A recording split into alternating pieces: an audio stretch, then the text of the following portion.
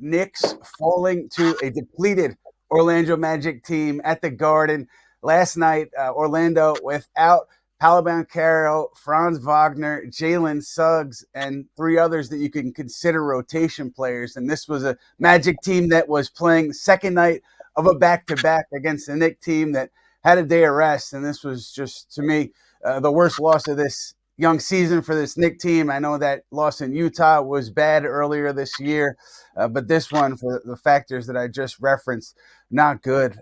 Steve, your impression coming out of the locker room after that one? It's hard to believe that we are, I guess, about probably about 100 minutes away from being tied with Oklahoma City on the road, looking for your 10th win in a row. And then, to lose that game down the stretch, fall apart in Chicago, and then basically 48 minutes of bad basketball last night.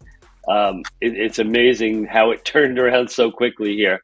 But that's the league. It's, we talked to them about fatigue, some of the shooting troubles, Jalen Brunson. I think, we know he never makes an excuse, but if you look at what he's shot over the last, since he's been nursing this calf injury, I think last 8 games he's shooting 21%, 12.8% from three. I think he's only attempted 1 3 last night. He's 1 for 10 in his last 3 games.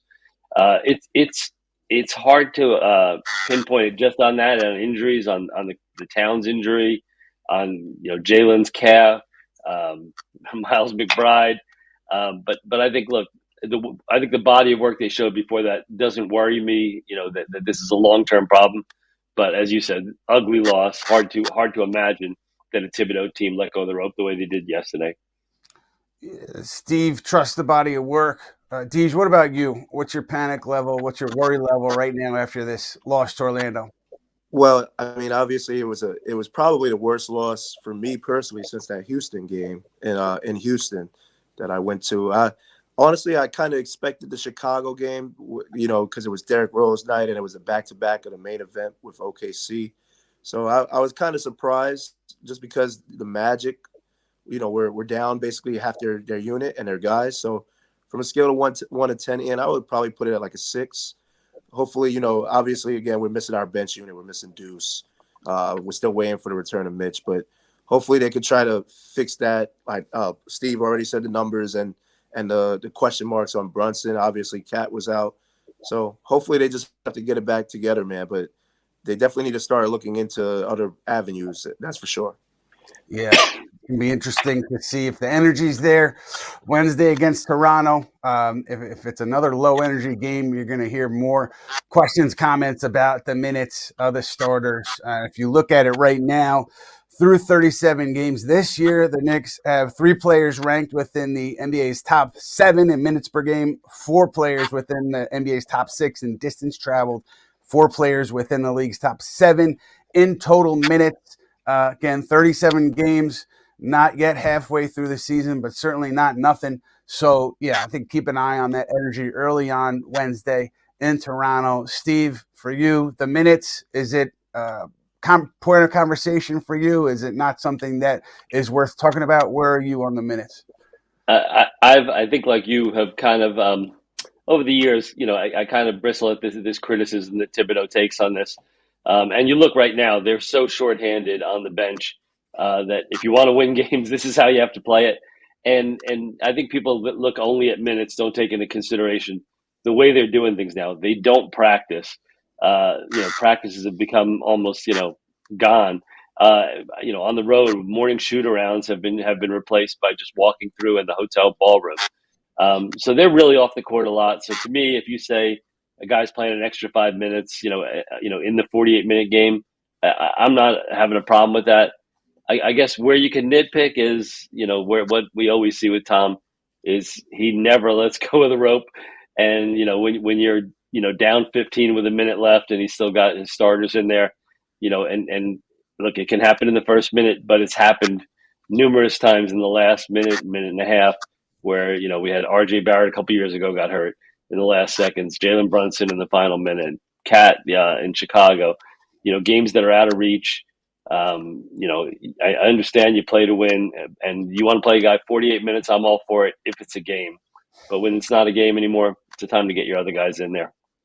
Yeah, that's the one I don't understand, and I probably won't understand. Tibbs playing with fire in those scenarios where you're up big late, and he's talked about just the idea that a lead is never safe. He's talked about coaching in that Tracy McGrady game where he scored 13 points with about no time left to come back to win. But at the end of the day, you got to get these guys rest. Deej, I'm thinking about you here because you see different opinions from the fan base, always passionate one side or the other. Do you believe Tibbs is the guy to get to the Knicks to where they want to go? Oh, that's one of the most decisive questions on the Knicks fan base the last 3-4 years. And honestly, it all depends on who you ask. I got to be honest with you, man. Right now, between the people that are talking about the minutes police and the injuries and the history of it with Tibbs, I mean, they actually have a case. Me specifically, that doesn't really bother me. I'm more focused on what Tibbs does with late game execution. So I just got to be honest and call a spade a spade. That's what I'm trying to pay attention to more this season. But yeah, for the people that are, that have been saying, hey, Tibbs gets his players injured, I mean, they have a case now. I mean, I think what's bothering the fan base, especially after last night, I know he doesn't trust rookies. He historically doesn't trust rookies.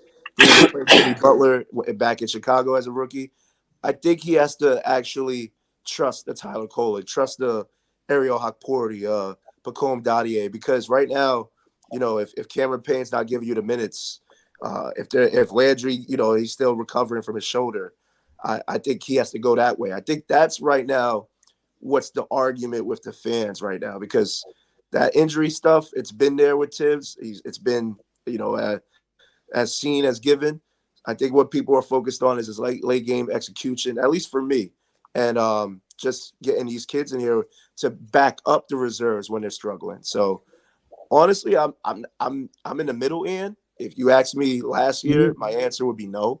I would choose a different coach, honestly. But you got to give him respect for what he does during the regular season. Got to give him respect for how hard they play. Just, I think as a whole, the fan base is concerned between, is it Tibbs that gets these guys hurt or the regular season that gets these guys hurt? And how can we preserve them going into the playoffs? Because that's what we really need them all for. We don't need anybody hurt come April, May, and June. Yeah. I was gonna say I feel like fans sometimes forget what life was like before Tibbs. Yeah. When we criticize him, it's a complete culture change from what it was before. This is a team that wins 50 games now. That's a contender. And to Tibbs' critics, I say a couple things. There's always a cry of he should play this guy, whether it was Cam Reddish years ago or guys like that. The guys that he doesn't play, point to me the ones who succeeded somewhere else. He's never wrong on the guys that he doesn't play. And I think he does when a rookie is ready. I think like if we look back at Emmanuel quickly, he very quickly in the first couple games basically gave him some rope, and when he ran with it, he kept him in that rotation. Grimes earned his spot, pretty quickly. I think he does. If a guy fits, I think Ian and I, we're there all the time, but he sees them more than we do. He sees them on the practice floor. He knows what the film work they're doing. He knows what the matchups are. And we can nitpick what Jericho Sims can't do, but I think we see like defensively rebounding. If you look at last night, like I know there was a lot of critics on Twitter about him, but look at what he did versus Bitadze, who's a good player. His numbers were better than his, so he kind of won his matchup. And to me, that's kind of what you point to there is.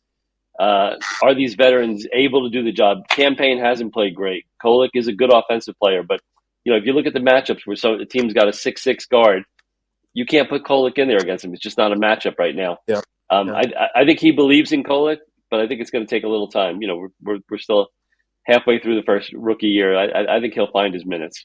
Before we go to the next question, Steve, welcome to Knicks Twitter. This is what we've been questioning for the last 4 years. So, welcome. I've been there. I've seen it.